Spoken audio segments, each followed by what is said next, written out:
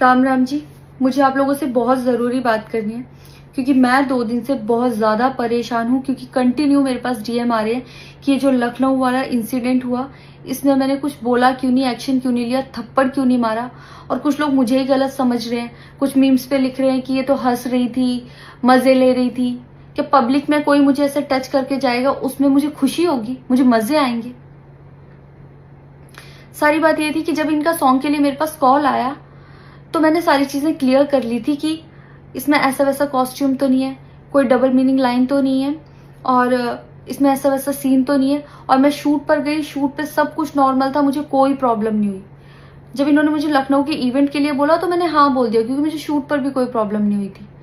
और जब मैं लखनऊ में गई, मैं स्टेज पर थी, मैं पब्लिक से बात कर रही थी। पवन सिंह जी ने मुझे बोला कि इधर कुछ लगा हुआ है।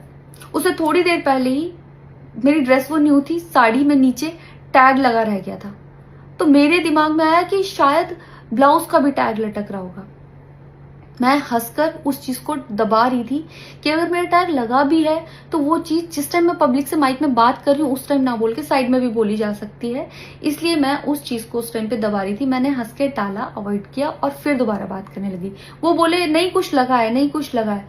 तो मैंने कहा नहीं लगा, वो बोले लगा हुआ है। तो मुझे लगा कि शायद ये तो मेरे को लग रहा था कि कुछ लगा है इसलिए ये बोल रहे हैं।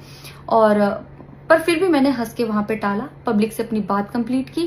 कंप्लीट करने के बाद जब मैं अपने टीम मेंबर से मैंने पूछा साइड में जाके कि कुछ लगा है, क्या लगा है, उन्होंने बोला कुछ भी नहीं लगा था। जब मैंने देखा मेरे सच में कुछ नहीं लगा था, तब मुझे बहुत ज्यादा बुरा लगा, गुस्सा आया और रोना भी आया।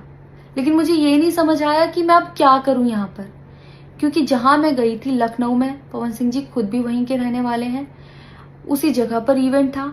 जितना वो क्राउड था वो सारा उनका फैन बेस था। उनको भगवान बोल रहे थे और भक्त बोल बोल के उनके पैरों में गिर रहे थे। वो उनका फैन बेस था, क्राउड था। तो मुझे समझ नहीं आया कि मैं क्या करूं। अगर मैं कुछ भी बोलती तो क्या वो लोग मुझे सपोर्ट करते। मेरे साथ कुल 3-4 बंदे यहाँ से गए थे, तो वहां जितना क्राउड था क्या वो लोग मेरा साथ देता।